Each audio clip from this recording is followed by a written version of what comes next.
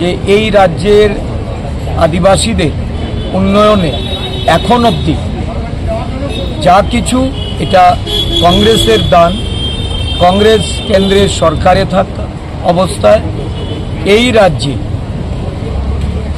বর্তমান এডিসি বা এই রাজ্যের আদিবাসীদের নিয়ে যারা দীর্ঘ সময় রাজনীতি করেছেন তাদের রাজনৈতিক এবং তাদের যে ইমোশনকে নিয়ে যারা দীর্ঘ সময় রাজনীতিতে অবতীর্ণ, এটা কোনো সরকারেই তাদের জন্য কিছু করেননি। আমরা জাতীয় কংগ্রেসের পক্ষ থেকে এই দিনটিতে রাজ্যের সমস্ত আদিবাসী জনগণ সহ রাজ্যবাসীকে আমরা অভিনন্দন জানাই।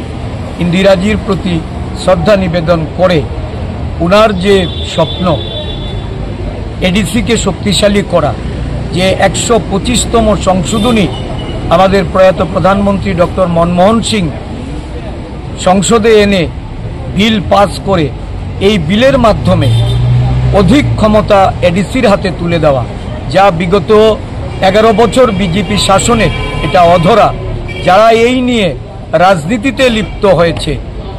গত পরশুদিন দেখলাম রাজ্যের এই আদিবাসী দপ্তরের যিনি মন্ত্রী, উনি রাজ্যে দিল্লি থেকে ফিরে এসে বলছেন যে দেশের স্বরাষ্ট্রমন্ত্রীর সঙ্গে নাকি সলা পরামর্শ হয়েছে যে এটাকে ইস্যু বানাতে হবে।